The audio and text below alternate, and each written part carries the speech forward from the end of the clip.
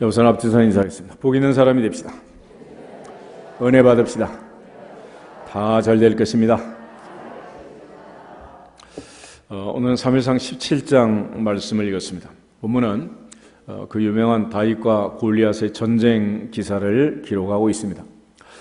사무엘상 17장에서 이 다윗이 골리앗을 이기는 사건, 이 사건은 앞과 뒤가 전체가 지금 연결되어 있는 아주 중요한 전쟁입니다. 특별히 다윗이 골리앗과 싸운 이 블레셋과의 전쟁, 이 전쟁은 사울 왕이 결국 이제 블레셋에게 죽임을 당하고 또 다윗이 이스라엘의 왕이 되는 이 과정에서도 중요할 뿐만 아니라 결국은 성경에 있는 전쟁, 이 전쟁들은 거룩한 전쟁, 홀리워, 성전이라고 합니다. 배후에서 하나님이 역사하시는 전쟁. 그래서 다윗과 골리앗의 전쟁, 이 전쟁은 다윗이 무모하게 물맷돌을 가지고 이 3척, 6척이 넘는, 6척이 뭐야 이게? 자그마치 6규빗이니까 6m가 넘는 이 거인하고 싸우는, 거인하고. 이 어마어마한 말이 안 되는 이런 전쟁을 싸우고 있는데, 이 전쟁을 싸운 이 다윗의 의도가 있습니다. 그러니까 왜 다윗이 이렇게 무모한 전쟁을 했겠는가 하는 것을 먼저 한번 살펴보면 좋겠어요. 45절하고 46절 두 절을 같이 한번 읽겠습니다. 다윗이 블레셋 사람에게 이르되 너는 칼과 창과 단창으로 내게 나오거니와 나는 만군의 여호와의 이름 곧 내가 모욕하는 이스라엘 군대의 하나님의 이름으로 내게 나아가노라. 오늘 여호와께서 너를 내 손에 넘기시리니 내가 너를 쳐서 내 목을 베고 블레셋 군대의 시체를 오늘 공중의 새와 땅의 들짐승에게 주어 온 땅으로 이스라엘의 하나님이 계신 줄 알게 하겠고. 47절 또 여호와의 구원하심이 칼과 창에 있지 아니함을 이 무리에게 알게 하리라. 전쟁은 여호와께 속한 것인즉 그가 너희를 우리 손에 넘기시리라. 아멘. 다윗은 골리앗을 향해서 너는 칼과 창과 단창으로 내게 나오지만 나는 만군의 여호와의 이름 곧 내가 모욕하는 이스라엘 군대의 하나님의 이름으로 내게 나간다. 실제로 겉으로 보면 지금 칼과 창과 단창으로 무장한 이 거인하고 아무것도 없는 이 물맷돌을 가지고 가는 이 다윗의 전쟁인데, 이런 전쟁을 했던 다윗의 의도가 뭐냐? 그것은 오늘날 이스라엘에 하나님이 계신 줄 알게 하겠다. 또 하나님의 구원하심은 칼과 창에 있지 아니함을 이 무리에게, 블레셋 군대에게도 이스라엘 군대에게도 이 모든 이스라엘 백성들에게 알게 하겠다. 전쟁은 여호와께 속한 것이다. 이 분명한 의도와 목적을 가지고 지금 전쟁을 하는 거예요. 오늘 우리가 무엇을 하든지 가장 중요한 것은 목표 아니겠습니까? 목표. 이번 달이 10월 달인데 10월은 며칠까지 있어요? 31일까지. 31일까지. 10월 31일 생각하면 생각나는 성경 구절이 있는데 고린도전서 10장 31절을 한번 찾아봐. 잊어버리지 않게. 고린도전서 10장 31절 뭐라고 되어 있는지.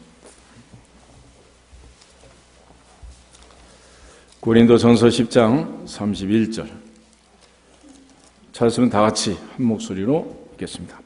그런즉 너희가 먹든지 마시든지 무엇을 하든지 다 하나님의 영광을 위하여 하라. 아멘. 그것이 하나님의 영광이 되면 하고 안 되면 하지 말라는 거예요. 우리가 할 수 있는 일이냐 할 수 없는 일이냐 그것도 중요하지 않습니다. 할 만한 형편이 되느냐 안 되느냐 그것도 중요하지 않습니다. 바쁘지 않고 한가하다고 해서 아무거나 해도 안 되고 또 바쁘다고 핑계 댈 일도 아니라는 거예요. 먹든지 마시든지 무엇을 하든지 다 하나님의 영광을 위하여 하라. 솔리 데오 글로리아, 오직 하나님께 영광. 할렐루야. 그래서 하나님께 영광이 되면 하고 안 되면 하지 말라는 거예요. 이것이 이 다윗과 골리앗의 전쟁을 통해서도 분명히 이제 우리에게 보여주는 다윗의 의도입니다. 이 전쟁을 통해서 이스라엘에 하나님이 계시고 하나님의 구원은 칼과 창에 있지 않다는 사실을 이 모든 무리에게 알게 하리라. 이것이 다윗의 중요한 의도였습니다. 성경을 보면 하나님께서는 반드시 어떤 목적을 가지고 어떤 사건을 하고 이어가고, 또 어떤 사건을 기록할 때도 성경은 기록한 의도가 있고 목적이 있어요. 다 같이 신명기 8장을 한번 찾아보겠습니다.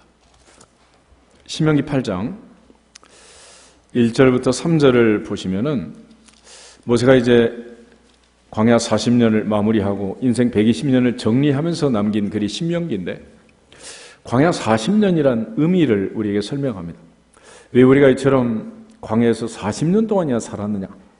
2절하고 3절 말씀을 보면 40년 동안 먼저는 하나님이 알고 싶은 것이 있었고 하나는 알게 하고 싶은 것이 있었다라는 얘기인데, 2절하고 3절 보겠습니다. 내 하나님 여호와께서 이 40년 동안에 내게 광야 길을 걷게 하신 것을 기억하라. 이는 너를 낮추시며 너를 시험하사 내 마음이 어떠한지 그 명령을 지키는지 지키지 않는지 알려 하심이라. 너를 낮추시며 너를 줄이게 하시며 또 너도 알지 못하며 내 조상들도 알지 못하던 만나를 내게 먹이신 것은 사람이 떡으로만 사는 것이 아니요 여호와 입에서 나오는 모든 말씀으로 사는 줄을 내가 알게 하려 하심이니라. 아멘. 하나님은 항상 우리의 마음이 궁금하다. 네 마음이 어떤지, 하나님의 명령을 지키는지 지키지 않는지 그거 알고 싶어서 출애굽부터 가나안 입성까지 40년의 긴 여정 동안 하나님이 우리의 마음을 테스트한 거다라고 말합니다.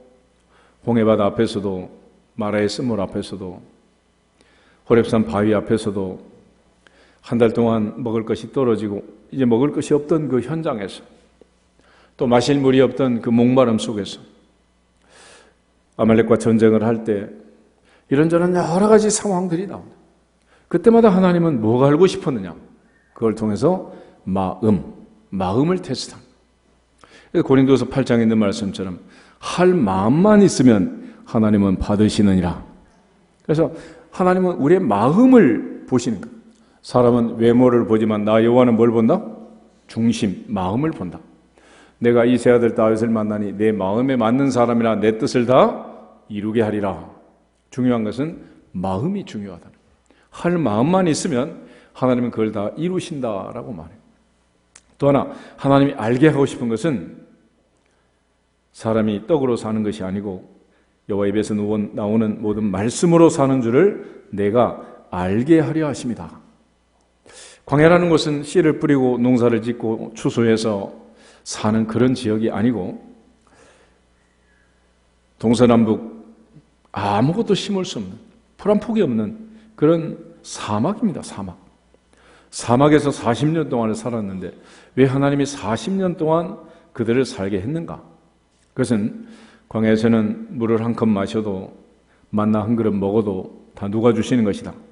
하나님 주신 거예요. 그래서 순종이 제사보다 낫고 듣는 것이 순양의 기름보다 낫다 하신 말씀처럼 하나님 말씀에 순종하며 사는 인생이 되라고. 광야 40년 이스라엘 백성들 훈련시킨 것처럼 광야 같은 인생길에 우리가 깨달아야 할 또 하나의 진리는 하나님의 말씀에 순종해야 사는 줄 믿습니다. 여호와를 찾으라 그리하면 살리라. 여호와를 찾으라 그리하면 살리라. 순종하는 순종.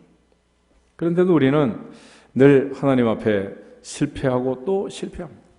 예수님이 이 땅에 오셔서 십자가 지신 것은 하나님의 명령에 순종을 넘어 복종하신 거예요. 십자가에 죽기까지 복종하셨느니라. 이처럼 하나님은 특별한 의도를 가지고 이런 일을 계획하고 이끌어 가신다는. 열왕기상 18장을 한 번 더 보겠습니다. 열왕기상 18장에 보면 갈멜산에서 하나님의 선지자 엘리야가 바알 선지 450명, 아세라 선지자 400명, 850명 하고 영적 전쟁을 치릅니다. 그리고 하늘에서 불로서 응답하시는 신이 진짜다 그랬는데 3년 6개월 동안 비가 오지 않았습니다. 하늘은 메마르고 땅은 거북이 등처럼 갈라지는 그 가뭄 속에서 갈멜산에 제단을 쌓고 이제 먼저 바알 선지자들이 그들의 신을 불렀어요. 물론 반응이 있을 리가 없죠. 이제 정오가 지나고 저녁 소제 드릴 오후 3시가 됐습니다. 그래서 엘리야가 이제 제3시, 제6시, 제9시 기도 시간에 기도하는 것처럼 30절을 보면 무너진 단을 수축하고 12개의 돌을 세우고 특별히 제단을 쌓고 거기에 물을 붓고 또 붓고 또 붓고 34절 세 번째로 다시 붓고 35절에 보면 물이 제단에 두루 흐르고 도랑에 물이 가득 찼다 하겠습니다. 그리고 불로서 임하게 해달라고 불이 내려도 탈 수 없을 그런 지경을 만들어 놓고 기도하면서 엘리야가 기도한 목적이 있다. 36절, 7절, 8절 세 절을 보겠습니다. 저녁 소재 드릴 때 이르러 선지자 엘리야가 나가서 말하되 아브라함과 이삭과 이스라엘의 하나님 여호와여 주께서 이스라엘 중에서 하나님이신 것과 내가 주의 종인 것과 내가 주의 말씀대로 이 모든 일을 행하는 것을 오늘 알게 하옵소서. 여호와여 내게 응답하옵소서. 내게 응답하옵소서. 이 백성에게 주 여호와는 하나님이신 것과 주는 그들의 마음을 되돌이키심을 알게 하옵소서 하매 이에 여호와의 불이 내려서 번제물과 나무와 돌과 흙을 태우고 또 도랑의 물을 핥은지라. 아멘. 엘리야는 왜 이 무모한 영적 전쟁을 치렀는가? 첫째 36절에 보면 여호와여 주께서 이스라엘 중에서 하나님이신 것 그것을 알게 하십시오. 또 하나는 내가 주의 종인 것을 알게 하시고 내가 주의 말씀대로 이 모든 일을 행하는 것을 오늘 알게 하옵소서. 알게 하옵소서. 여호와여 응답하소서. 내게 응답하소서. 이 백성에게 주 여호와는 하나님이신 것과 주는 그들의 마음을 되돌이키심을 알게 하옵소서. 하나님이 누구신가를 이 백성에게 증명해 주십시오. 그를 알게 하려고 엘리야는 영적 전쟁을 지금 치우고 있는 그 결과 하늘에서 불이 내렸습니다. 그리고 모든 걸 다 태웠다는 것. 그리고 나타난 반응이 39절이었습니다. 39절 보겠습니다. 모든 백성이 보고 엎드려 말하되 여호와 그는 하나님이시로다. 여호와 그는 하나님이시로다 하니. 아멘.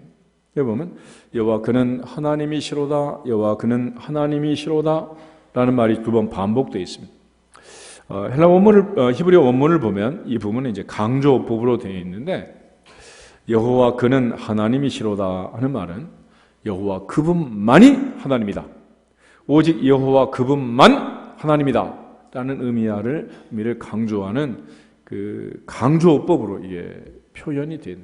이게 지금 번역상으로는 지금 보이지 않는 부분인데 두 번 반복해서 한다는 것은 그 자체가 강조이지만은 그냥 강조를 하는 게 아니라 그동안 그들은 바알이 하나님이고 아세라가 하나님이고 가나안의 신들이 하나님인 줄 알고 그들이 비를 내리고 그들이 농사에 복을 주는 줄 알고 가나안 백성들의 모습을 본받고 살았지만 이제 엘리야가 오늘 바알 선지자 450명, 아세라 선지자 400명을 놓고 850대 1의 영적 전쟁에서 하나님이 응답하심으로써 만백성 앞에 엘리야가 레슨하기 원했던 그대로 그들은 드디어 이제 알게 된 거예요. 여호와 그분만이 하나님이다. 여호와 그분만이 하나님이다. 우리 하나님만 하나님이로다. 할렐루야. 라합이 여리고성에서 고백했던 것처럼 너희의 하나님 여호와는 하늘에서도 하나님, 땅에서도 하나님, 상천하제 하나님, 하나님은 오직 너희의 하나님뿐이다 라는. 모압 여인 룻이 나오미를 따라서 베들레헴으로 올 때 떠나가라, 돌아가라. 그렇지만 어머니의 하나님이 나의 하나님, 어머니의 백성이 나의 백성입니다 라고 고백하고 와서 예수님의 할머니가 된 것처럼 우리가 분명하게 전능하사 천지를 만드신 하나님 아버지를 믿는 신앙 고백이 있기를 주 이름으로 축복합니다. 여호와는 마지막 인생을 마치면서 오직 나와 내 집은 오직 여호와를 섬기겠노라, 여호와만 섬기겠노라, 이러한 여호와에 대한 분명한 신앙 고백이 있어야 돼요. 이 고백이 없으면 실상은 뭐 아무것도 아닌 거죠. 오늘 지금 다윗이 이 전쟁을 하면서 그의 의도는 뭐냐? 이스라엘엔 누가 계신다? 하나님 계신다. 그걸 증명하고 싶고 알게 하고 싶은 거예요. 또 하나님 앞에서 전쟁이라는 것은 칼과 창에 있지 않다. 여호와께 속한 것이다. 오직 구원은 여호와께 있다. 하나님이 이기게 하면 이긴다. 하나님 편이 이긴다. 할렐루야. 이 분명한 사실을 알게 하고 싶은 거예요. 열왕기하 6장에 있는 것처럼 아람의 군대가 사마리아 성을 포위했을 때 기하시가 기도하는 엘리사를 찾아와서 선생님이 이럴 때 기도만 하면 됩니까? 이러면 덜덜 떨고 있는 거예요. 그때 하나님 이 녀석 눈 좀 뜨게 해주세요. 눈 좀 뜨게 해주세요. 우리 열왕기하 6장 한번 보실까요? 열왕기하 6장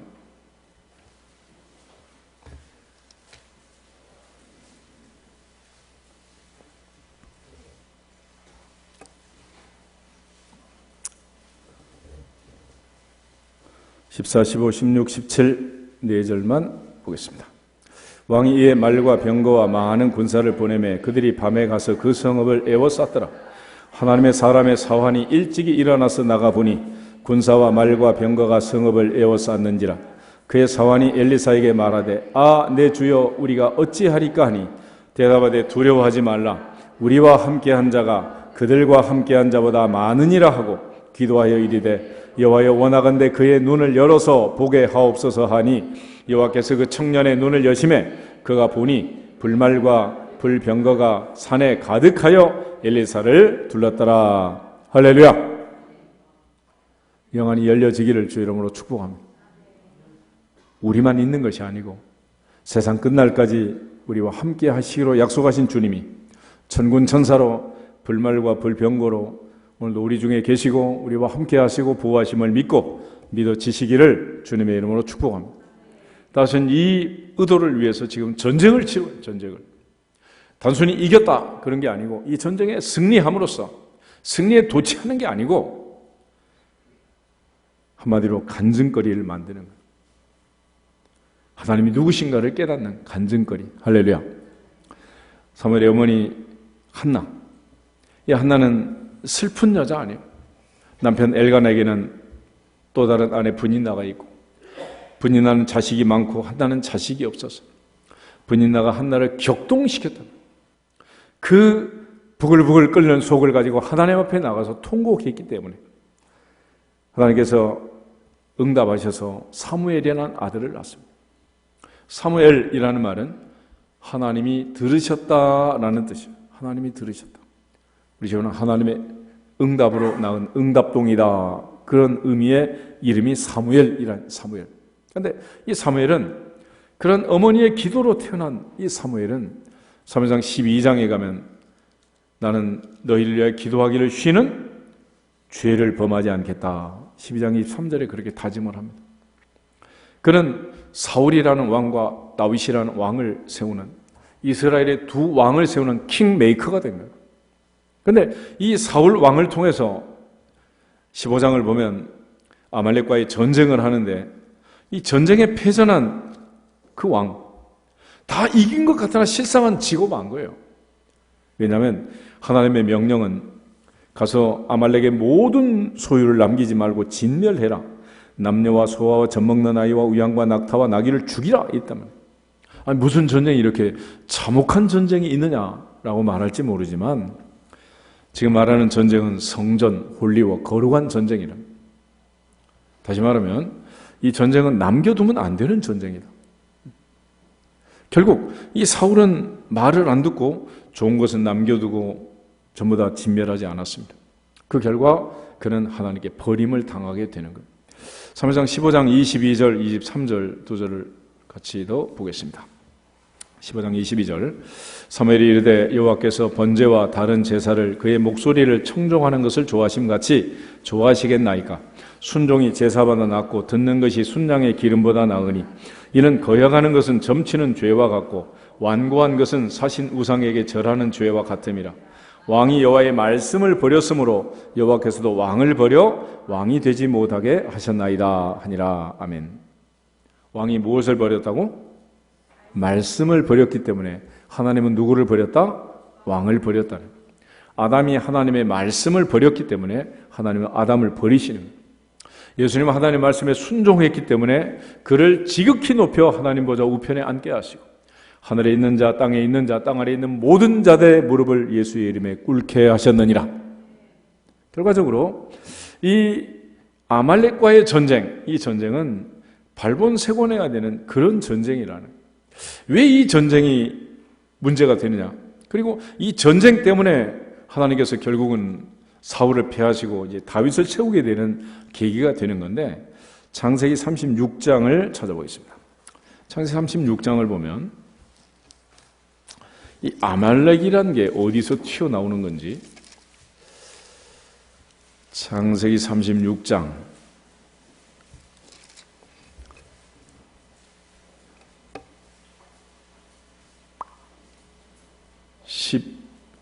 12절을 같이 보겠습니다. 에서의 아들 엘리바스의 첩 딥나는 아말렉을 엘리바스에게 낳았으니 이들은 에서의 아내 아다의 자손이며. 아멘. 아말렉은 결국 누구의 자손이란 거예요? 에서의 자손이. 에서. 리브가의 북중에서 야곱과 에서가 싸웠잖아요. 그죠? 아마 뱃속에서 싸우던 그 싸움이 지금 현실이 된 거예요. 현실이. 그래서 이들의 싸움, 그 싸움이 문제가 되어서 하나님께서 이제 그 사무엘상 15장에 다시 보시면은 그들을 그렇게 죽여야 되는 이유를 설명을 해요. 2절에 이렇게 말합니다.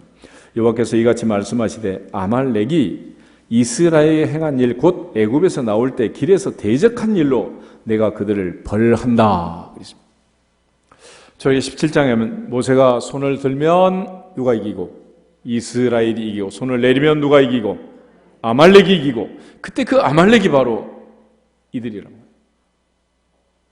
이 전쟁은 하루 이틀 된 전쟁이 아니고 영적 전쟁, 아마 뱃속에서 있었던 전쟁. 그러니까 적군과 아군이 밖에 있는 게 아니라 누구 속에 있는 거예요? 내 속에 같이 있는 거예요. 내 속에. 로마서 7장에서 바울이 오호라 나는 곤고한 사람이로다. 누가 나를 이 사망의 몸에서 건져내랴 그래.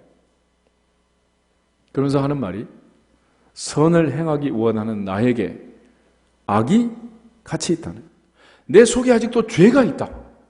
그러니까 죄인과 악인이 따로 있는 게 아니라 이게 누구 속에 있다고? 내 속에 들어와 있는, 내 속에. 그래서 이게 지금 전쟁이 힘든 게 적군과 아군이 분명하게 딱 보이면 좋은데 보이지가 않는 거예요. 분별이 안 돼요, 분별이. 그래서 영적 전쟁이라는 것은 태초부터 하나님의 명령을 어기도록 하는 전쟁. 먹는 날에는 반드시 죽는다 그랬는데 사탄이 와서 안 죽는다는 거예요. 하나님께서는 다 먹어도 좋다, 생명나무를 먹어도 좋다, 그러나 선악과를 먹지 말라 그랬는데 사탄은 오직 하나, 하나님이 먹지 말라 그걸 먹으라는 거예요. 먹으면 눈이 밝아서 누구처럼? 하나님처럼 된다 그랬어요.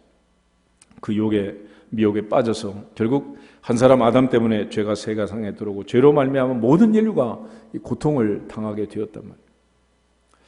오늘 그 사탄의 역사가 태초부터 아담과 하와를 부부싸움을 시키고 형 가인이 동생을 죽이게 하고 엄청난 만행이 일어나게 된 거예요.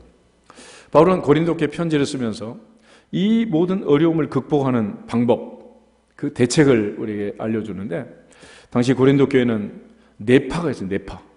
바울파, 아볼로파, 게바파, 그리스도파. 그래가지고 누구한테 세례 받았느냐, 뭐 누구의 은혜를 받았느냐, 이래가지고 이제 교회가 시끄러워. 그때 한마디로 설명을 합니다. 고린도전서 1장 10절을 한번 찾아보겠습니다. 고린도전서 1장 10절.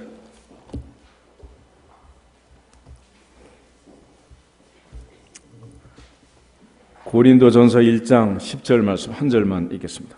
형제들아, 내가 우리 주 예수 그리스도의 이름으로 너희를 권하노니 모두가 같은 말을 하고 너희 가운데서 분쟁이 없이 같은 마음과 같은 뜻으로 온전히 합하라. 아멘. 형제들아 그랬습니다. 바울파도 아볼로파도 게바파도 그리스도파도 다 형제라는 게 형제. 12절에 보면 그렇게 되잖아요. 나는 바울에게, 나는 아볼로에게, 나는 게바에게, 나는 그리스도에게 속한 자라 한다는 것이니 그리스도께서 어찌 나뉘었느냐, 바울이 너희를 위하여 십자가에 못 박혔느냐. 이게 교회마다, 교파 교단마다 다 이러고 있는 거예요. 이 모든 일을 해결하는 방법은 딱 하나다. 같은 마음으로 온전히 합하는 것이다. 같은 뜻으로 같은 말을 하면서 분쟁이 없이 하나가 되라는. 에베소 6장에 바울은 그렇게 말합니다. 우리의 싸움은 혈과 육이 싸우면 되는 싸움이다 아니라 혈육은 싸우면 안 된다. 그 배후에 있는 세력, 공중의 청사 잡은 악한 영들, 어둠의 세력들, 이 세상의 주관자들과 어둠의 영들과의 싸움이라는 거예요. 그래서 영적 전쟁은 실제로 보이지 않는 적하고 싸우는 거예요. 보이지 않는 적하고. 적군 아군이 보이면 얼마나 좋겠어요. 안 보이는 거예요. 안 보여요. 욥기도 보면은 사탄이 1장 2장에서 욥을 유혹하고 욥을 시험 들게 하고 하나님의 허락을 받아서 욥을 테스트합니다. 그런데 거기서 딱 끝난 다음에 3장 욥이 자기의 생일을 저주가 한탄하는 그때부터 42장이 끝날 때까지 사탄은 사자도 안 보여요. 그런데 욥은 실제로 누구하고 싸워야 되는 거예요? 사탄하고 싸워요. 그런데 욥이 싸운 대상은 누구였느냐? 욥의 아내, 하나님을 욕하고 죽어라. 엘리바스, 빌다, 소발, 당시 제일 머리 좋은 지혜자들이 와가지고 조문하러 왔는데 말을 못하다가 욥이 한마디 이제 생일에 대한 저주를 시작하니까 거기서부터 3대1로 말꼬리를 잡고 공격을 합니다. 제3의 인물 엘리후가 등장하고 마지막 하나님이 등장하면서 욥은 하나님께 회개하고 새 친구를 용서하고 화해함으로써 이제 회복이 되는 그런 과정인데, 오늘날 우리 모든 교회가 싸워야 할 적도 영적 전쟁이고 한 사람 한 사람 개인이 하나님의 전신갑주로 무장하고 싸워야 할 전쟁도 영적 전쟁이랍니다. 그런데 사탄은 우리끼리 싸우도록 만드는 거예요. 부부싸움을 시키고 형제간의 싸움을 시키고 계속 교회 안에서 싸움을 시키고. 한국교회도 보면 참 이상해요. 이상해. 교단마다 요즘 보면 이제 뭐 대한예수교 장로회, 대한기독교 장로회, 그러죠? 대한예수교 감리회, 대한기독교 감리회, 대한예수교 성결회, 대한기독교 성결회. 그건 뭔 소리야? 예수하고 그리스도가 싸운다는 거야. 싸우다가 나뉜 거예요. 예수파하고 그리스도파하고. 그래가지고 예감 기감이 싸우고 예성 기성이 싸우고 예장 기장이 싸우고, 이 전쟁이 희한한 전쟁이에요. 거기다가 요즘 시끄러운 교회들을 보면 대한예수교 장로회 통합 측의 큰 교회하고 대한예수교 장로회 합동 측의 큰 교회하고, 이런 교회가 세상을 시끄럽게 하잖아. 둘이 싸우는데 한쪽은 통합하자, 한쪽은 합동하자. 그래서 합동하자고 싸우고 통합하자고 싸우고, 이상한 싸움을 싸우고 있는 거예요. 이게 누구하고 싸우는 거예요? 같은 편이요, 다른 편이요? 이게 지금 우리나라의 실상이 이래요. 종교계의 실상이 이러니 세상은 어떻겠어요? 교회가 흘러가는 모습은 세상의 미래를 한 10년 이상 앞서서 보여줍니다. 오늘날 이제 뭐 빨간 깃발, 노란 깃발, 파란 깃발 이래가면서 이제 깃발만 꽂으면 이제 강아지도 당선되는 이런 판도가 왜 생겼느냐? 이게 지금 그 전에 교회가 그렇게 먼저 분열이 된 거예요. 교회가. 오늘 이 모든 것을 끝내는 방법은 뭐냐? 하나가 되는 거예요. 그런데 이거는 아무리 우리가 하나 되자 그래도 하나가 돼요? 안 돼요? 될 수 없는 거예요. 그래서 에베소서 4장에 보면은 성령이 하나 되게 하신 것을 힘써 지켜라 그래. 에베소서 4장 한번 보실까요? 에베소서 4장.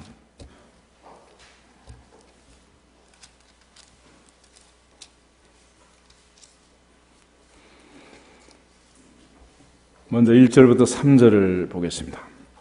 그러므로 주 안에서 갇힌 내가 너희를 권하노니 너희가 부르심을 받은 일에 합당하게 행하여 모든 겸손과 온유로 하고 오래 참음으로 사랑 가운데서 서로 용납하고 평안에 매는 줄로 성령이 하나 되게 하신 것을 힘써 지키라. 아멘. 성령은 하나 되게 하시고 우리는 그걸 힘써서 지키면 되는 거예요. 그런데 사탄은 어떻게 되냐? 하나가 되지 못하도록 분열을 시키는 분열의 영입니다. 부부를 분열시키고 형제를 분열시키고 교회를 분열시키고 교단을 분열시키고 다 그 분열시키는 분열의 영이랍니다. 그런데 왜 우리는 하나가 돼야 되느냐? 4절에서 6절까지를 보겠습니다. 몸이 하나이요 성령도 한 분이시니 이와 같이 너희가 부르심의 한 소망 안에서 부르심을 받았느니라. 주도 한 분이시요 믿음도 하나요 세례도 하나요 하나님도 한 분이시니 곧 만유의 아버지시라. 만유 위에 계시고 만유를 통일하시고 만유 가운데에 계시도다. 아멘. 그러므로 우리는 몇이 돼야 된다고? 하나가 돼야 된다. 하나가. 아멘? 그리고 성령이 하나 되게 하신 걸 힘써 지켜요. 우리의 몸을 봐도 몸에 병이 생길 때 외부에서 바이러스나 세균이 들어와서 대부분 병이 되죠. 그런 병은 원인을 진단해서 웬만하면 치료가 가능합니다. 그런데 내 안에서 내 몸의 세포가 변이를 일으켜가지고 자가 면역 체계를 망가뜨려서 생긴 병들, 면역 체계가 무너져서 생긴 내전이 일어난 이런 병은 고칠 수가 없는 거예요. 대표적인 게 암 아니에요, 암. 암은 누구 세포가 누구를 공격하는 거니? 자기 세포가 자기 자신을 공격하는 거예요. 외부에서 뭐가 들어온 게 아니에요. 루푸스, 백혈병, 류마티스 관절염 이런 전부 다 자가 면역 체계가 망가진 거예요. 이게 엉망이 된 거다. 이건 누가 도와줄 수 있는 게 아니에요. 천하의 명의도 바꿀 수 없어요. 고칠 수가 없어요. 그래서 하나님 앞에 성령이 하나 되게 하는 것을 망가뜨리는, 사탄이 들어와서 분열시키는 이런 면역체계를 망가뜨리는 것처럼 가정을 파괴하고 교회를 파괴하는 이런 것들, 이걸 잘 영적으로 분별해서 하나가 될지어다. 하나가 될지어다. 옆 사람 인사하겠습니다. 우리는 같은 편입니다. 싸우면 돼야 한대? 오른쪽 주먹과 왼쪽 주먹 누가 힘이 센지 한번 싸워볼까? 부러질 때까지? 피가 터질 때까지? 그런 전쟁은 하면 돼요, 안 돼요? 이런 바보 같은 짓을 하고 있는 거예요. 왜 그러냐? 배우서 지금 어떤 녀석이 역사한다? 사탄이에요, 사탄이. 사탄이 역사하면 그게 안 보이는 거예요. 그래서 엘리야가 기도할 때 기하스에 눈 좀 열어주세요. 보게 해주세요. 그런 거예요. 우리 영안이 열려지기를 축복합니다. 귀 있는 자는 성령이 교회들에게 하시는 말씀을 들을 귀가 열려지기를 주님의 이름으로 축복합니다. 그래서 모세도 엘리야도 다윗도 이걸 좀 알게 하고자 이런 무모한 전쟁을 통해서 보여주는 거예요. 알게. 우리 모두가 이 모든 사실을 통해서 깨달아 알 수 있기를 주님의 이름으로 축복합니다. 그런데 사울이라는 왕은 아말렉과 전쟁할 때 이 사실을 모르고 살려둔 거예요. 엄마 뱃속에서부터 리브가의 복중에서부터 싸우던 야곱과 에서의 싸움. 이제 민족이 출애굽하던 그 현장에 출애굽을 방해하던 족속은 바로 아말렉 족속이었다. 사무엘상 15장에 와서 이제 이 아말렉을 진멸해라. 그러자면 너 죽는다. 그렇게 얘기해도 이게 무슨 말인지 말귀를 못 알아듣는 거예요. 사무엘상 31장을 한번 찾아보시면 마지막에 이제 사울이 세상을 떠납니다. 세상을 떠나는데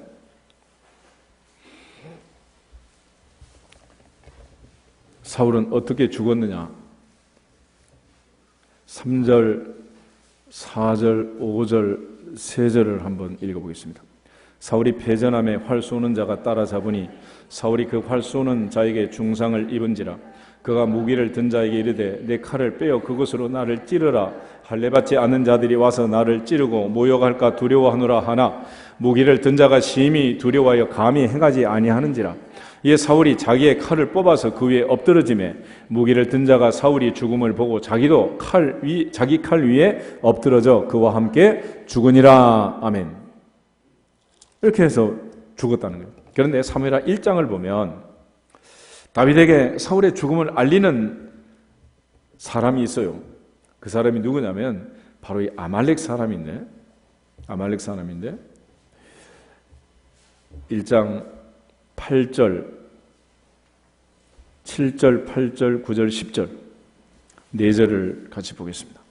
사울이 뒤로 돌아 나를 보고 부르시기로 내가 대답하되 내가 여기 있나이다 한즉 내게 이르되 너는 누구냐 하시기로 내가 그에게 대답하되 나는 아말렉 사람이니이다 한즉 또 내게 이르시되 내 목숨이 아직 내게 완전히 있으므로 내가 고통 중에 있나니 청하건대 너는 내 곁에 서서 나를 죽이라 하시기로 그가 엎드러진 후에는 살 수 없는 줄을 내가 알고 그의 곁에 서서 죽이고 그의 머리에 있는 왕관과 팔에 있는 고리를 벗겨서 내 주께로 가져왔나이다 하니라. 아멘.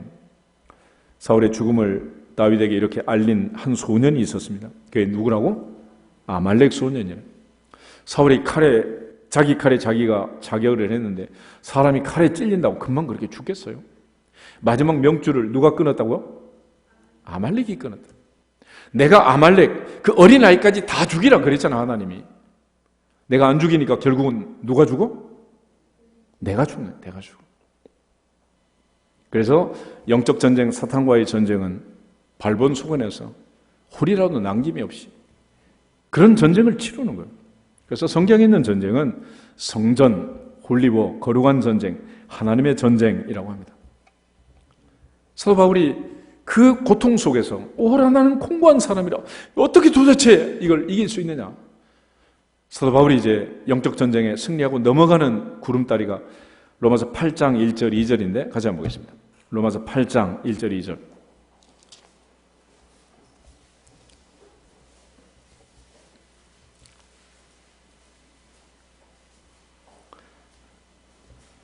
(24절) 25절에 보면 오호라 나는 공고한 사람이로다. 이 사망의 몸에서 누가 나를 건져내랴. 우리 주 예수 그리스도로 말미암아 하나님께 감사하리로다. 그런즉 내 자신이 마음으로는 하나님의 법을, 육신으로는 죄의 법을 섬긴다. 이 고통스러운 곤고한 이 사람 누가 살려낼 수 있냐는 거예요. 1절 2절 보겠습니다. 그러므로 이제 그리스도 예수 안에 있는 자에게는 결코 정죄함이 없나니 이는 그리스도 예수 안에 있는 생명의 성령의 법이 죄와 사망의 법에서 너를 해방하였음이라. 아멘. 밑에 2번 너를 밑에 보면 누구라고 그랬어? 나를 그랬잖아. 나를, 너를, 나를, 우리를 해방할 수 있는 분은 오직 누구? 오직 예수. 예수 안에 있는 생명의 성령의 법. 그 외에는 길이 없다는, 길이 없어. 사람이 힘쓰고 애쓰고 노력해서 될 수 있는 게 있고 안 되는 게 있어요. 사람은 힘쓰고 애쓰면 노력하면 할수록 하나가 되기 어려워요. 요즘 세계적으로 많은 전쟁이 있고 전쟁을 하기 위한 많은 대화가 있고 회담이 있지만은 요즘 우리나라 둘러싸고 있는 북미 회담, 남북미 육자 회담, 온갖 회담 얘기하지만 회담 잘 돼요, 안 돼요? 그런데 성령이 하나 되게 하면 주 안에서 성령 안에서 만유를 통일하신 그분이 역사하시면 가능한 일이지만 그전엔 힘들다는 거예요. 그래서 우리가 주님처럼 기도하고 순종하고 영적 전쟁을 치르는 이 사람들의 모습을 보면서 승리의 비법을 배우라는 거예요. 배워. 궁극적으로 이 아말렉은 사울만 이렇게 괴롭힌 게 아니고 나중에는 다윗도 괴롭힙니다. 다윗도. 사무엘상 29장 한번 찾아보실까요? 사무엘상 29장. 다윗이 이제 시글락에 머물면서 결국은 이제 블레셋 왕 아기스를 찾아가게 되고 아기스의 신임을 받아서 이제 29장 30장 이제 계속해서 이제 전투를 하게 됩니다. 그런데 다윗이 이제 그 블레셋 진영을 공격하고 나서 아기스한테 보고할 때는 블레셋 왕에게 내가 유다 성읍을 쳤습니다. 사울을 공격했습니다. 이렇게 거짓 소문을 내고 거짓 보고를 한 거예요. 그런데 나중에 이제 블레셋과 전쟁을 아기스가 결심하고 다윗을 참전을 시켰습니다. 다윗이 이제 전쟁에 참전 안 할 수도 없고 할 수도 없고 지금 거짓말을 해놨지. 이게 어쩔 수가 없는 상황이 된 거예요. 그런데 마침 아기스의 부하들이 다윗을 데려가면 안 됩니다. 사울은 천천히요 다윗은 만만히로다 하던 그 사람이 바로 이 다윗이 아닙니까? 안 됩니다 라고 29장 5절에 반대를 합니다. 그래서 아기스가 6절부터 보면 이번에는 그러면 쉬고 다음에 데려갈 테니까 그만 돌아가라. 그래가지고 시글락에 왔는데 와서 보니 다윗의 근거지가 완전히 초토화되어 있는 거예요. 30장 1절부터 3절을 4절을 보겠습니다. 다윗과 그의 사람들이 사흘 만에 시글락에 이른 때에 아말렉 사람들이 이미 네겝과 시글락을 침노하였는데 그들이 시글락을 쳐서 불사르고 거기에 있는 젊거나 늙은 여자들은 한 사람도 죽이지 아니하고 다 사로잡아 끌고 자기 길을 갔더라. 다윗과 그의 사람들이 성읍에 이르러 본즉 성읍이 불탔고 자기들의 아내와 자녀들이 사로잡혔는지라. 다윗과 그와 함께한 백성이 울 기력도 없도록 소리 높여 울었더라. 그리고 5절 다윗의 두 아내 이스라엘 여인 아히노암 갈멜 사람 나발의 아내 있던 아비가일도 사로잡혔다 그랬습니다. 왜 이런 일이 벌어졌나요? 다윗의 거짓말 때문에. 그래서 말씀과 기도를 제쳐놓으면 반드시 문제가 생기는 거예요. 여호사는 모세가 죽고 내가 어디로 가든지 무엇을 하든지 형통하리라 그런 약속을 받았어요. 여호사는 두 번의 불통을 경험하잖아요. 한 번은 아이성 전쟁에서, 또 한 번은 기본 족속에게 사기당한 사기 조약을 맺으면서 불통을 경험합니다. 여리고를 정복할 때는 하나님의 작전 지시를 따라서 아침 일찍 일어나고 일곱째 날 7바퀴를 돌고 다 돌고 제사장의 양강나팔 소리에 함성을 지르자 성이 무너졌단 말이에요. 거대한 성을 무너뜨리고 나니까 백성들이 교만하게 된 거예요. 그리고 다 가지 맙시다. 그래서 3,000명을 보냈다가 36명이 죽는 큰 패전을 합니다. 하나님의 작전 지시를 제쳐놓고 사람의 의견대로 사람의 중지를 모아서 결정한 결과가 그랬어요. 여기서 9장을 보면 기본 족속에 사기를 당했는데 이유는 여호와께 묻지 않았다 그렇게 되죠. 기도하지 않고 조약을 도장을 찍고 놨는데 3일 뒤에 보니까 바로 옆 동네에 살고 있는 거예요. 이런 기가 막힌 일이 있겠어요. 그래서 옛말에 그런 말이죠. 돌다리도 너 어떻게 해라? 두들겨 보고 가라 그랬잖아요. 근데 속담을 바꿔야 돼. 돌다리도 최소 3일은 기도하고 건너가라 그래야 돼. 이 불통사건, 다윗의 경우도 마찬가지예요. 다윗이 하나님 앞에서 비파야 수구마 깰지어다 내가 새벽을 깨우리로다 이러면서 그럴 때는 문제가 없었죠. 근데 사무엘하 11장에 보면 바세바 사건이 벌어질 때 그날 아침 일어난 게 아니라 그는 저녁 때 일어났다 그래. 무슨 밤무대 나가시나? 저녁 때 일어나고 넘어지. 하나님 앞에 거룩한 전쟁을 하는 데 있어서 우리가 갖춰야 할 여러 가지 자세가 있지만 첫 번째는 뭐냐면 자존감이라는 거예요. 자존감. 이스라엘 백성들이 가나안을 정탐할 때 12명의 정탐꾼을 보냈습니다. 여호사 갈렙 외에 한 지파에 한 명씩 12지파의 대표로 12명이 갔는데 그들이 와서 이제 모세에게 보고를 해요. 모세가 그들을 보낼 때는 정탐이니까 정탐꾼의 사명이 있어요. 정탐꾼은 가서 무엇을 하는 거냐? 13장 찾아보겠습니다. 민수기 13장. 민수기 13장을 보시면 모세가 분명하게 임무를 부여합니다. 그들이 받은 임무 1절부터 16절까지 명단이 나와 있고 18, 19, 20 3절을 보겠습니다. 그 땅이 어떠한지 정탐하라. 곧 그 땅 거민이 강한지 약한지 많은지 적은지와 그들이 사는 땅이 좋은지 나쁜지와 사는 성읍이 진영인지 산성인지와 토지가 비옥한지 메마른지 나무가 있는지 없는지를 담대하라. 또 그 땅의 실과를 가져오라 하니 그때는 포도가 처음 익을 즈음이었더라. 아멘. 그래서 정탐을 마치고 돌아와서 이제 보고를 합니다. 25절부터 27절을 보겠습니다. 40일 동안 땅을 정탐하기를 마치고 돌아와 바란 광야 가데스에 이르러 모세와 아론과 이스라엘 자손의 온 회중에게 나와 그들에게 보고하여 그 땅의 과일을 보이고 모세에게 말하여 이르되 당신이 우리를 보낸 땅에 간즉 과연 그 땅에 젖과 꿀이 흐르는데 이것은 그 땅의 과일이니라. 아멘. 여기서 보고가 끝나는 거예요. 아무 문제가 없어요. 문제는 어디서부터냐? 28절. 그러나 포를 달고 그러나 그 땅 거민은 강하고 성읍은 견고하고 심이 크고 거기서 아낙 자손을 보았다. 아말렉이는 남방에 거주하고 헤디는 여부스인 아모리는 산지에 거하고 가나안은 헤번 요단가에 거다이다. 갈렙이 그들을 안돈시켰지만은 그들은 계속해서 불평하고 원망하고 악평을 시작합니다. 그러면서 32절 33절 보겠습니다.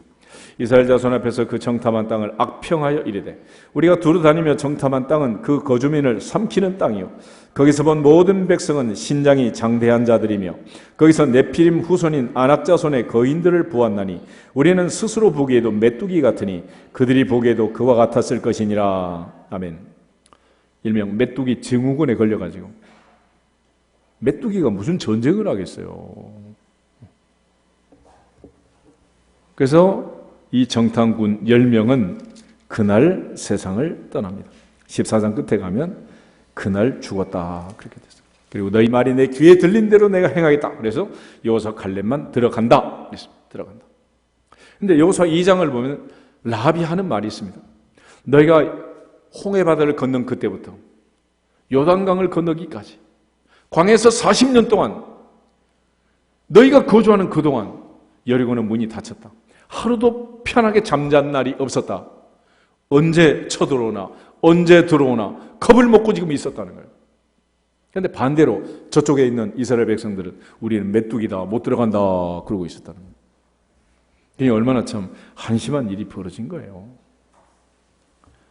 그래서 자존감이라는 것은 뭐냐면 자아 존중감이야. 누가 누구를 존중한다고? 내가 나를 존중해야 돼. 전나가서 천지를 만드신 하나님이 누구라고? 아버지란 말이야. 아버지. 이제는 돈 없다고 친정 가면 안 된다. 내 아버지의 집에 와서 기도하면 주신다 안 주신다? 주신다 그랬잖아요.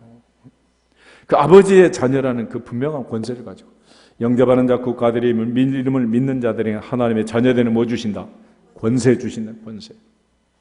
출애굽기 17장에 보면 그래서 여호와가 아말렉과 더불어 대대로 싸우리라 그랬습니다. 대대로. From generation to generation. 대대로 싸운 대대로. 그러므로 오늘 우리에게도 아말렉이 있다 없다? 있는 거예요. 베드로에게도 바울에게도 우리에게도 누구에게나 심지어 예수님까지 사탄이 와서 시험을 했어요 안 했어요? 했잖아요. 했어. 영적 전쟁에서 승리할 수 있기를 주 이름으로 축복합니다. 그래서 방법은 기도와 말씀 그 외에는 길이 없는 거예요. 하나님 말씀에 순종해야 이기느니라. 내 생각이 내 의견이 아무리 똑똑한 것 같아도 하나님의 생각과 하나님의 뜻, 하나님의 길은 하늘이 땅보다 높음 같이 우리의 생각보다 우리의 길보다 우리의 뜻보다 높으니라. 할렐루야. 그 하나님의 뜻에 순종할 수 있기를 주 이름으로 축복합니다. 그래서 사울은 하나님의 말씀을 버림으로 버림을 받고 만 거예요. 버림을 받고. 오늘 사무엘상 17장에 보면 이제 이 엄청난 전쟁 기사가 승전의 기록이 있는데 이렇게 이길 수밖에 없는 이유가 있습니다. 사무엘상 16장을 보시면 13절, 14절에 사울의 운명과 다윗의 운명이 갈라지는 사건이 벌어집니다.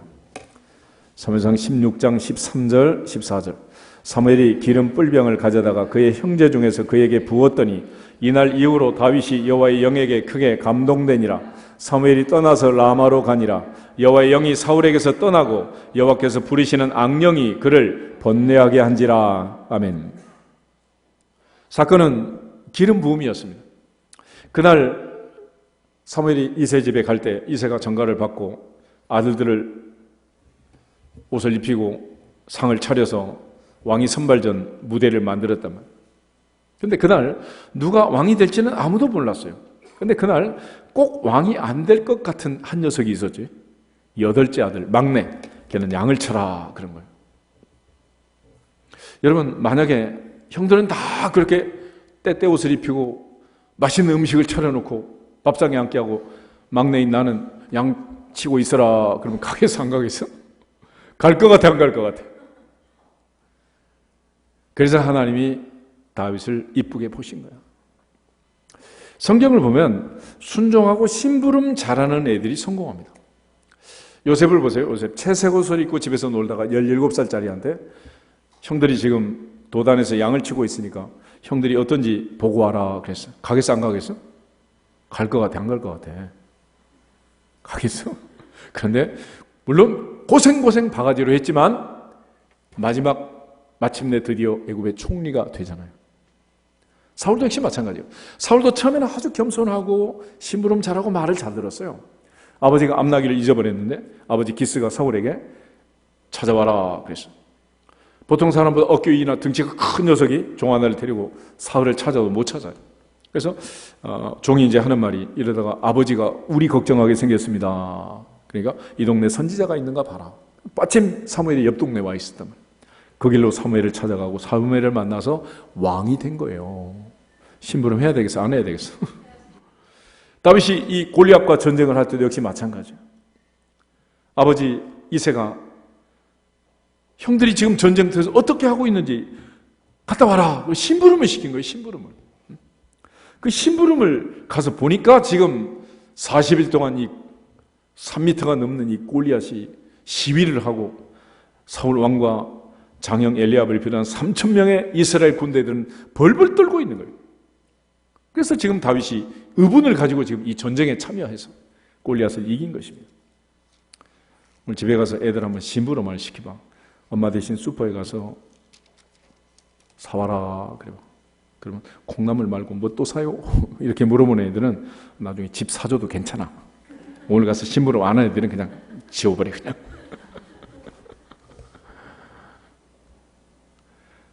이 다윗이란 사람, 기름 부음을 받던 그날 예수님 말씀을 보면 오직 누가 임하신다?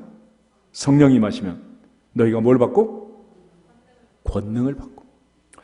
다윗에게 기름 붓고 성령이 임했다. 사울에게는 성령이 떠났다. 이 아무것도 아닌 것 같은데 성령이 임하면서 권능이 왔다는 사실을 증명하는 사건이 바로 이 골리앗과의 전쟁에서 승전하는 거예요. 열왕기상 3장에 솔로몬이 일천번제를 드리고 내가 내게 무엇을 줄고 너는 내게 구하라. 그러자 듣는 마음, 지혜를 구했습니다. 말씀을 듣고 분별하는 지혜, 그 능력을 구했어요. 그래서 하나님께서 네가 이것을 구하니 내 마음에 맞는지라. 그리고 부귀영화까지 더해 줬잖아요. 줬는지 안 줬는지 알 수 있는 방법이 없잖아요. 그래서 열왕기상 4장에 이어서 가면 이제 3장 4장 이어가면서 솔로몬의 재판, 그 유명한 재판 사건이 나와요. 두 여자의 말을 듣고 솔로몬이 생모를 찾아냈어요? 뭐 찾아냈어요? 찾아내잖아요. 하나님이 지혜를 주셨습니까? 안 주셨습니까? 그 증거로 나와요. 그러니까 기름 부음의 결과가 뭐냐? 그걸 바로 보여주기 위해서 17장의 거대한 전쟁 기사가 나오는 거예요. 하나님 말로만 주신다, 진짜 주신다. 근데 하나님은 놀랍게 말씀으로 역사해요. 말씀으로. 그래서 다윗에게 하나님께서 기름 부음을 주시고 그에게 놀라운 능력을 주셔서 다윗이 골리앗을 이기는데 마지막 장면을 한번 보세요. 49절에 보면 17장 49절 손을 주머니에 넣어 돌을 가지고 물매로 던져 블레셋 사람의 이마를 치매 돌이 그 이마에 박히니 땅에 엎드러졌다. 여러분 동그란 이마에 동그란 돌을 던지면 삐껴나가는 확률이 많아요? 박힐 확률이 많아요? 어떻게 되겠어요? 근데 정확하게 박혔어요. 왜 박혔느냐? 사실은 아주 간단해요. 이 골리앗에게는 기름 부음이 없는 거예요. 그래서 교회 안에서는 이런 사람 저런 사람 온갖 성격이 다른 사람들이 일어나는데 안 부딪히고 일을 하는 것은 전부 다 하나님이 뭘 보고 나서? 기름을 보는 기름을. 그래서 부딪히지 않고 일을 하는 거예요. 비행기가 뉴욕을 가고 다시 돌아오고 런던을 가고 다시 돌아오고 파리를 가고 돌아오고 일본 갔다 오고 제주도 한번 갔다 오고 또 미국 가고 가서 청소만 하면 비행기는 계속 옮겨 다니는 거예요. 기장을 비롯한 스텝은 내리지만 어떻게 할 수 있느냐? 베어링이 있는데 이 베어링에 엔진 오일이 들어간다. 이 오일 때문에 계속 돌아가는 거예요. 자동차 차다 엔진 오일 새면 어떻게 돼? 차 못 가는 거죠. 그래서 사도행전 6장처럼 원망이 생기고 광야교회처럼 원망이 생긴 사람들은 광고를 하는 거예요. 나는 뭐가 떨어졌다고? 기름 부음이 떨어졌다고. 기름 부음이 떨어졌다고. 그러니까 10처녀 중에 5처녀는 뭐가 떨어져서? 기름이 떨어져서 못 만난다 그러죠. 못 만난다. 기름 부음이 중요해요. 다윗은 사무엘하 2장에서 유다 지파의 왕으로, 사무엘하 5장에서 또 12지파의 왕으로 3번의 기름 부음을 받습니다. 한 번 받으면 끝나는 게 아니야. 오직 성령으로 충만함을 받아라. 한 번 받으라는 게 아니야. 성령 충만은 날마다 봐야, 달마다 받고 해마다 받고. 할렐루야. 계속해서 충만해야 되는 거예요. 옛날에 이런 말 하면 사람들이 이해를 잘 못해요. 여러분 다 스마트폰 가지고 계시죠? 스마트폰. 한 번 충전하면 돼요? 날마다 해야 돼? 우리 눈에는 안 보이지만 하나님 보실 때는 배터리가 있어요. 얘가 짝대기가 몇 개 있는지. 몇 프로 충만. 분명히 아침에 100% 충만했어도 하나도 한 통화도 안 했는데도 나중에 보면 툭 떨어져 있잖아. 배터리가. 거기다 몇 통화 하고 나면 그냥 반으로 툭 떨어져 있고. 그러니까 아무리 새벽기도 하고 충만해도 성질 몇 번 내면 어떻게 돼? 툭툭 떨어지니까 툭툭. 그래서 성령 충만의 반대는 성질 충만이다 그러더라고. 그 성령 충만, 그것이 바로 승리의 비결인 거예요. 성령으로만 하나가 될 수 있느니라. 오직 성령이 임해야 권능이 온단 말이에요. 그런데 우리는 이 성령의 능력은 제쳐놓고 촛불 들고 횃불 들고 막 태극기 들면 되는 줄 알고 지금 삼천리가 시끄러워. 삼천리가. 교회까지 다 나가서 그러고 있단 말이야. 하나님 앞에 부르짖으면 하나가 되느니라. 하나가 되느니라. 성경이 말하는 대로 해야지. 왜 성경은 제쳐놓고 말씀은 제쳐놓고 있냔 말이야. 베드로가 사도행전 6장에 원망이 생겼을 때 아주 간단한 해법을 제쳐. 우리가 말씀을 제쳐놓고 밥만 먹는 것은 옳다 옳지 않다. 옳지 않은 거예요. 그러니까 예배 안 드린 사람은 미안한데 그냥 밥 먹지 말고 가세요. 그리고 예배를 드리고 밥을 먹으면 교회 뭐 반찬도 없지만 집에서 먹는 것보다 100배는 맛있으니까 먹고 가세요. 무슨 차이? 성령의 차이야, 성령의 차이. 그래서 이 다윗과 골리앗의 전쟁은 그냥 이루어진 전쟁이 아니에요. 이 전쟁을 통해서 우리 모두가 다 하나님의 약속을 믿고 순종하고 새벽을 깨워 기도하고 여리고성을 정복할 때처럼 사인에 맞춰 함성을 지르고 마음으로 믿어 의에 이르고 입으로 시인하여 구원에 이르느니라. 너희가 믿고 구한 것은 받은 줄로 믿으라. 그러면 너에게 그대로 되리라. 그대로 되리라. 이 전쟁에서 다윗이 외쳤던 말이 있어요. 45절 같이 한번 읽고 기도하겠습니다. 45절. 다윗이 블레셋 사람에게 이르되 너는 칼과 창과 단창으로 내게 나오거니와 나는 만군의 여호와의 이름 곧 내가 모욕하는 이스라엘 군대의 하나님의 이름으로 내게 나아가노라. 아멘. 이 구절은 암송을 하시다. 암송하라니까 또 부담이 되지. 암송하고 식사하세요. 요절 외우시고. 못 외우겠으면 나를 따라서 하겠습니다. 너는